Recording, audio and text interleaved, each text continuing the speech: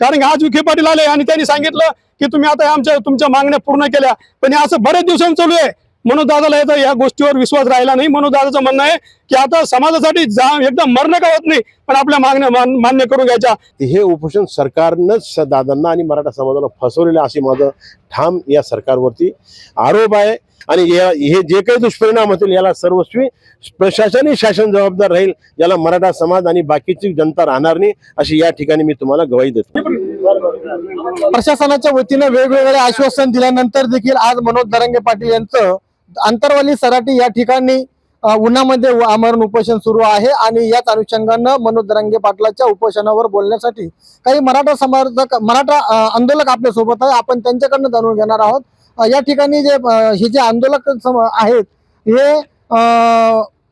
या आंदोलनावरती बोलणार आहेत. मला सांगा, मनोज जरांगे पाटील आज भर उन्हामध्ये कुठली व्यवस्था न करता उपोषण करतायत, काय तुमची पहिली प्रतिक्रिया? समाजासाठी मनोज दादाचं तर खऱ्या अर्थाने आम्ही सगळ्यांना अभिनंदन केले पाहिजे.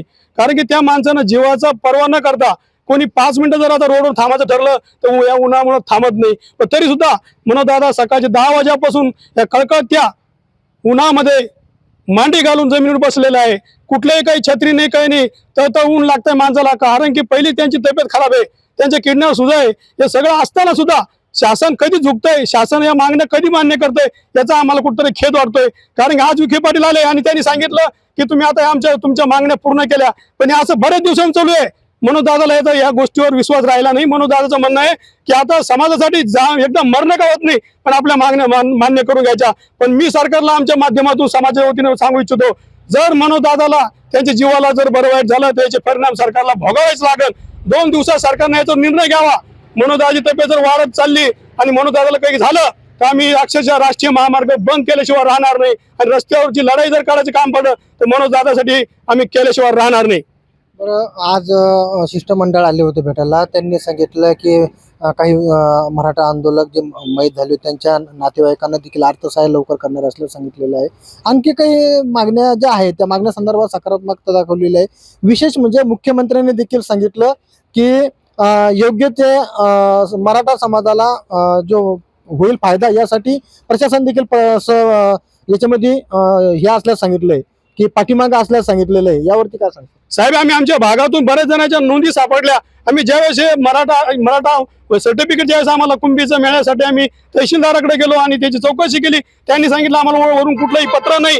हे सगळे फेकी गोष्टी झाल्या. कोणाचंही सर्टिफिकेट अजून व्हेरीफाय झालेलं नाही. हे फक्त खोटं बोलायचं आणि रेटून बोलायचं, कसं तरी दिवस काढायचे, असं या सरकारचं चालू आहे. बाकी काही नाही याच्यात. आणि ही सगळ्या गोष्टी मनोज दादाला आम्ही जाऊन सांगितलेल्या आहे. मनोज दादा आता कुठल्याही परिस्थितीत ऐकत नाही, कारण त्यांना माहिती आहे हे फक्त हा सांगतात, बादमध्ये हे काम करत नाही. आता नेमकं काय काय भूमिका आहे मनोज जरांगे पाटलाची आणि समर्थकांचं देखील काय म्हणणं आहे? मनोज दादाचं काल संध्याकाळी आमची माहिती मिळाली. मनोज दादा संग आम्ही चर्चा केली. दादाने सांगितलं आता समाजासाठी मला एकदा जाऊ द्या, कारण की काय आहे माझं लेकरं बाळा म्हणजे मराठा समाजाचे लेकरं बाळा अक्षरशः शिकून नोकरी लागत नाही, यासाठी आता मला एकदा जाऊ द्या. यासाठी मनोज दादा आता आक्रमक झाले. मनोज दादा आता तडजोड म्हणजे मनोज दादा थांबणार नाही. आता मनोज दादा कुठल्याही परिस्थितीत समाजासाठी न्याय मिळालाच पाहिजे, सरकारला न्याय मिळून द्यावाच लागेल. आणि आमचं समर्थकाचं म्हणणं आहे मनोज दादाच्या जीवाला जर बरं वाईट झालं तर या सरकारला राज्यामध्ये कळो सोडो, असं आम्ही केल्याशिवाय राहणार नाही. तुम्ही मनोज जरांगे पाटील सध्या उन्हामध्ये बसलेला आहे, या संदर्भात तुमच्या डोळ्यामध्ये थोडं अश्रू अनावर झाल्यासारखं वाटतंय, काय भूमिका आहे बरं तुमची? आम्हाला त्या माणसाची असं आत्मापासून वाटतं की ज्या माणसाला आम्ही छत्रपती शिवाजी महाराज ज्या प्रकारे मानत होतो आणि त्या प्रकारे आम्ही मनोज दादाला मानतोय. कारण की हा माणूस कुठं तडजोड झाला नाही. मनोज दादांनी जर ठरवलं असतं तर हजारो कोटी रुपये घेऊन सनी माणसांना घरी बसला असते. पण मनोज दादांनी आपल्या लेकरा बाळाचा मराठ्यांचा विचार केला आणि सांगितलं की आता मला ही लढाई अंतिम लढायची. आणि माझ्या डोळ्यात सुद्धा पाणी आलं, कारण की मनोज दादा सारखा आम्हाला इथला मोठा मनाचा माणूस भेटला, कुठं न डगमगणारा माणूस. त्यासाठी माझा जीव गेला तरी चालेल असं मला वाटतंय. मनोज दादाच्या काळजी देवाला विनंती करेल की देवा त्याच्या तब्येतीची काळजी तू तरी घे.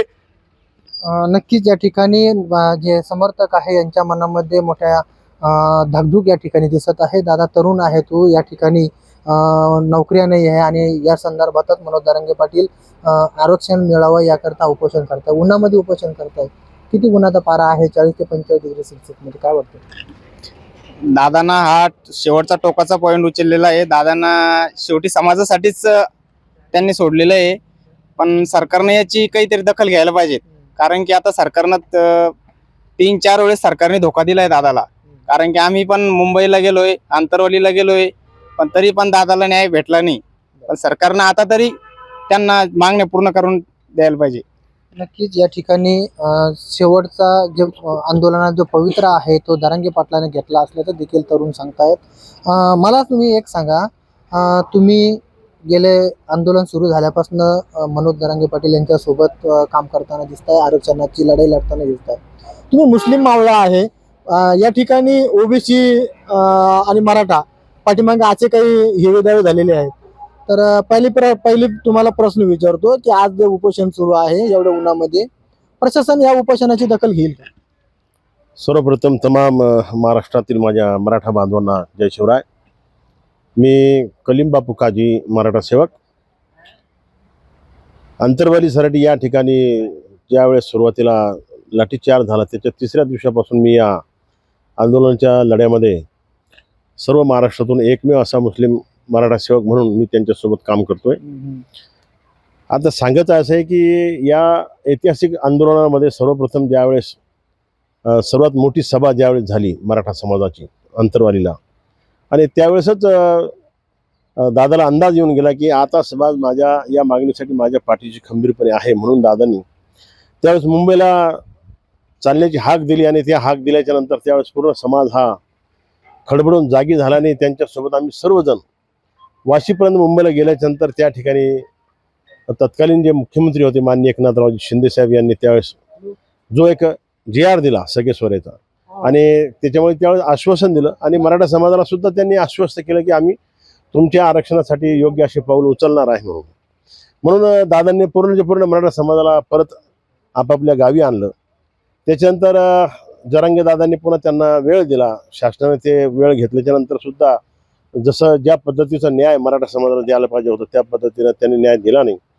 त्याच्यानंतर पुन्हा अशी एकूण 8 उपोषणं झाली जरांगे पाटलाची, आणि त्याच्यानंतर आता जे मागं आपण ऑगस्ट महिन्यामध्ये बघितलं की जे आझाद मैदानावरती ऐन गणरायाची जी स्थापना होते आपल्या महाराष्ट्रामध्ये किंवा आपल्या भारतामध्ये, आणि एक हिंदू संस्कृतीमधलं एक उच्च असं सण ज्याला आपण म्हणतो गणपती उत्सव, त्या काळामध्ये मुंबईला ज्यावेळेस आझाद मैदानावरती दादा पुन्हा आमरण उपोषणासाठी याच मागण्या मराठा आरक्षणात घेऊन बसले, त्यावेळेस तत्कालीन मुख्यमंत्री एकनाथराव शिंदे सारखंच आताचे सध्याचे जे मुख्यमंत्री आहेत आदरणीय देवेंद्रजी फडणवीस साहेब यांनी त्या ठिकाणी हैदराबाद गॅजेटियर हे लागू करतो म्हणून, आणि तसं उपसमिती त्या ठिकाणी तयार करून माननीय विखे पाटलांना त्याचं अध्यक्षपद देऊन त्यांनी त्या पद्धतीचं JR आझाद मैदानावरती ज्यावेळेस आम्ही तिथे हजर असताना दादा जो उपोषणाच्या वेळेस त्यावेळेस दिला, तर त्या JRच्या वाचल्याच्या नंतर दादांनी आणि दादाच्या जवळ जे अभ्यासक होते त्या सगळ्यांच्या अभ्यासकांनी त्याच्यामध्ये समाधान व्यक्त केलं, आणि महाराष्ट्रभर त्या ठिकाणी दिवाळीसारखा सण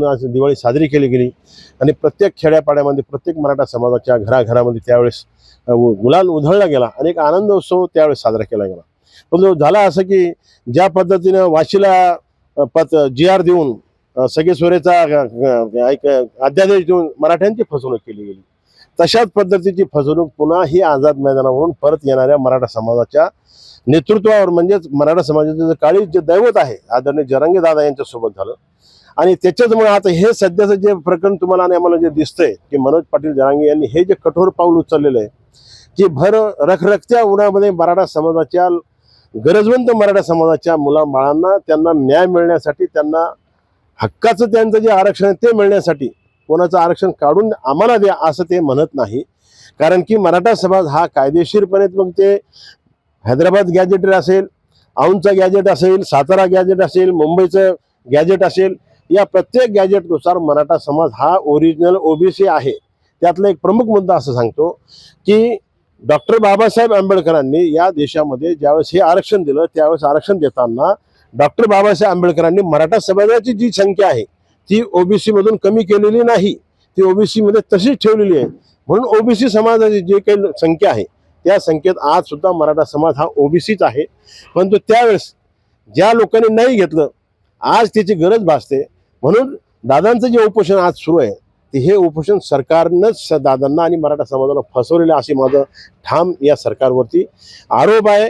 आणि पुन्हा एक मराठा सेवक म्हणून मी या ठिकाणी आता सध्याचे जे मंत्रिमंडळ आहे आपलं, मग त्याच्यामध्ये त्या मंत्रिमंडळामध्ये 3 पक्षाचे लोक आज समावेश आहेत. राष्ट्रवादीचे असतील, शिवसेनेचे असतील, शिंदे साहेबाचे आणि आपले देवेंद्र फडणवीस साहेबाचे, भारतीय जनता पक्षाचे जे लोक आज या महाराष्ट्रामध्ये सत्तेमध्ये आहेत, या सत्तेमध्ये असणाऱ्या लोकांनी या महाराष्ट्राचं पालकत्व घेतलेलं आहे. आणि त्यांनी पालकत्व घेतल्याच्या नंतर त्यांनी मराठा समाज हा बाजूने ओबीसी हा सिद्ध झालेला असताना सुद्धा, त्यांचे सर्व पुरावे असताना सुद्धा 58 लाख पुरावे शिंदे समितीने शोधून काढल्याच्या नंतर सुद्धा मराठा समाजाची का हेळसांड होत आहे, मराठा समाजाला का फसवलं जात आहे, मराठा समाजासोबत का अन्याय केला जात आहे, या अन्यायाला वाचा फोडण्यासाठी महाराष्ट्राच्या गरजवंत मराठ्यांचं जे नेतृत्व आहे, जे दैवत आहे ते मनोज दादा पाटील जरांगे आज रखरखत्या उन्हामध्ये कोणतीही सावली नाही, कोणताही सहारा नाही, कोणताही पंखा नाही, कूलर नाही, अशा ठिकाणी उपोषणात का बसलेले, हा पाऊल त्यांना उचलण्याचं कारण काय आहे की या शासनानं त्यांना 2 वेळेस फसवलं. 2 वेळेस फसवल्याच्या नंतर बी सुद्धा त्यांनी संयम ठेवला. सर्व मराठा समाजाला, या महाराष्ट्रातील 6 ते 7 कोटी मराठा समाजाला त्यांनी आवाहन केलं की शांतता ठेवा, संयम ठेवा. आपण काय करू, आपण लोकशाही मार्गाने लढू आणि लोकशाही मार्गाने लढून आपलं हक्काचं जे आरक्षण आहे ते आपण घेऊ. अशा याच प्रकारचं आवाहन ते आतापर्यंत करत आलेले आहे. म्हणून या ठिकाणी तुम्हाला थांबवतो. मला सांगा, जरांगे पाटील आरक्षणाच्या मागणीसाठी संघर्ष करत आहे, मात्र राज्यातील काही ओबीसी नेत्याकडून देखील बोलल्या जातंय की ईडब्ल्यूएसचं आरक्षण घालून गरीब मराठ्यांना फसवण्याचं काम देखील मनोज जरांगे पाटील करत असल्याचं या नेत्याकडून बोलल्या जातं. यावरती तुमची काय प्रतिक्रिया आहे? याचं कसं आहे, मराठा समाजाच्या ज्या लोकांच्या महसुली पुराव्यामध्ये नोंदणी आहेत, महसुली पुराव्यामध्ये ज्या लोकांच्या कुणबी म्हणून मराठा कुणबी मराठा अशा ज्या लोकांच्या नोंदी आहेत, अशा लोकांना या देशाचं संविधान जे डॉक्टर बाबासाहेब आंबेडकरांनी दिलेलं आहे ते संविधान त्यांना त्या कुणबी आरक्षणाचा हक्क देत आहे. आणि शासनाला त्यांना ते प्रमाणपत्र द्यावे लागतील, त्याची व्हॅलिडिटी सुद्धा करावी लागेल. परंतु ज्या लोकांनी आता हा ओबीसी समाजाचे लोक ज्यांनी हा विषय काढला की यांच्या या आंदोलनामुळे मराठा समाजाला मिळणारं ईडब्ल्यूएसचं हे आरक्षण चालले गेलं, ईडब्ल्यूएसचं आरक्षण हे त्याच्यामुळे नाही गेलं. या शासनानं ज्या दिवशी शिवरायांच्या मूर्तीला स्पर्श करून एकनाथराव शिंदे तत्कालीन मुख्यमंत्र्यांनी शपथ घेतली की या महाराष्ट्रातल्या मराठा समाजाला मी आरक्षण देईल, मी आहे तोपर्यंत, आणि म्हणून त्यांनी 10% एससीबीसीचं आरक्षण दिलं. आणि ती कायदेशीर बाब आहे. जर तुम्ही एखाद्या समाजाला जर एससीबीसीचं आरक्षण तुम्ही जर देत असाल तर ऑटोमॅटिकली इकडचं ईडब्ल्यूएस त्याला ते कमी करावं लागतं. कारण की एका समाजाला तुम्ही 3 आरक्षण देऊ शकत नाही.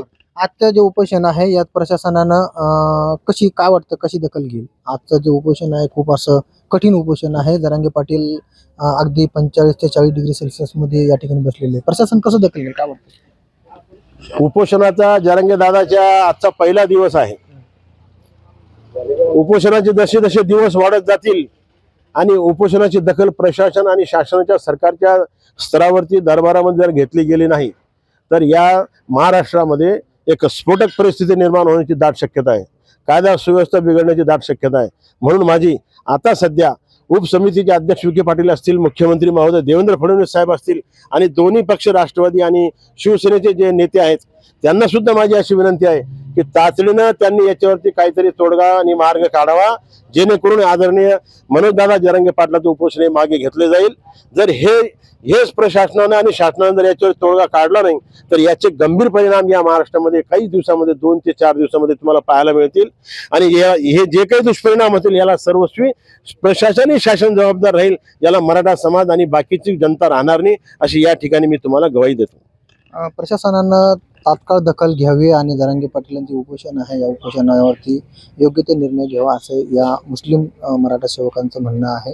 दादा मला सांगा, आज जे उपोषण सुरू आहे अगदी कठीण काळामध्ये आणि एवढ्या उन्हामध्ये तो बाहेर निघणं मुश्किल झालेलं आहे, या काळामध्ये मनोज जरांगे पाटील उपोषण करतात, काय तुमची प्रतिक्रिया? दादा हे समाजासाठी जी मागणी करताय, दादाची जी मागणी चालू आहे ती योग्य व खरी आहे. शासनाने त्याची दखल घेऊन हे उपोषण सोडावे व मागणी पूर्ण करावी. प्रशासनाने याकडे गांभीर्याने लक्ष देऊन हे उपोषणाची दखल घ्यावी असं म्हणलं जातंय. काय सांगसाल? मनोज जरांगे पाटील यांचं उपोषण सुरू आहे, यावरती तुमची काय प्रतिक्रिया, काय वाटतं तुम्हाला? कसं एवढ्या उन्हा तानामध्ये मनोज दादा पाटील उभे म्हणजे बसलेले आहे.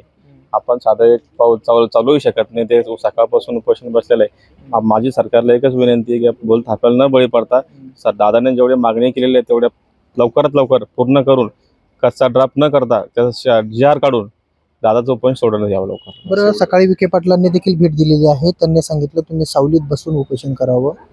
प्रशासनावरती दबाव तंत्राचा वापर होतोय असं वाटत नाही का तुम्हाला या उन्हामध्ये बसल्याने? नाही असं नाही, पण मग मागण्या सरकारला तर मागण्या पूर्ण करायच्या म्हटल्यानंतर स्वतःला काहीतरी करावून घ्यावं लागेल ना उपोषण करण्यासाठी. काय वाटतं प्रशासन दखल घेईल? दखल घ्यायला पाहिजे. नाही घेतली तर मग दादा तसा आदेश देतील तसं आम्ही त्याचं पालन करू आम्ही. नक्कीच. अगदी आपण जर पाहिलं तर या सध्याचे जे दिवस आहे अगदी 40 ते 45 डिग्री सेल्सिअस तापमान आहे आणि या काळामध्ये कुठलाही व्यक्ती उन्हामध्ये बाहेर निघायला जिवार करत असतो आणि मात्र आज मनोज जरांगे पाटील यांचं पूर्णतः दिवस हा उन्हामध्ये ते काढताना आपल्याला दिसत आहे. मात्र प्रशासनानं योग्य ती दखल घेऊन या उपोषणावरती मार्ग काढावा असं या मराठा सेवकांचं म्हणणं आहे. आणि जर दखल घेतली नाही तर मनोज जरांगे पाटील जो आदेश देतील त्या आदेशाने पुढील निर्णय घेणार असल्याचं देखील या आंदोलकांनी सांगितलंय. सोनाजी जोगदंडे, story.com, जालना.